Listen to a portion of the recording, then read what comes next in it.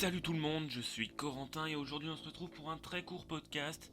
Alors vous en avez peut-être entendu parler même si ça a été assez discret, mais Sony a annoncé que sa dernière console, la PS5, était vendue à perte. Mais d'abord je voudrais vous remercier, vous l'avez certainement vu aussi, on a passé le cap symbolique des 100 abonnés, merci beaucoup. C'est la plus belle des récompenses qu'on pouvait avoir ces derniers temps, maintenant go les 200. Restez branchés sur nos réseaux, on vous prépare quelque chose de très lourd pour les 1 an de la radio. Comme je l'ai dit dans l'intro, le constructeur de la PS5 a annoncé qu'il ne faisait aucun bénéfice sur la vente de ses 4,5 millions de consoles déjà vendues pour le moment. Selon le site Génération NT, Sony perdrait 50 dollars par console vendue car le prix serait moins élevé que son coût de production.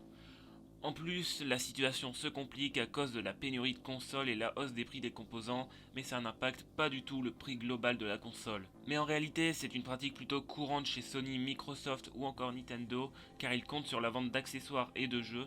Par exemple, pour une manette de PS5, il faut compter 60€, alors que le prix d'une manette de PS4 aujourd'hui est d'environ 30€.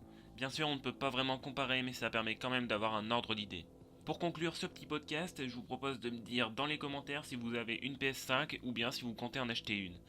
Moi je vous dis à très bientôt dans un prochain podcast.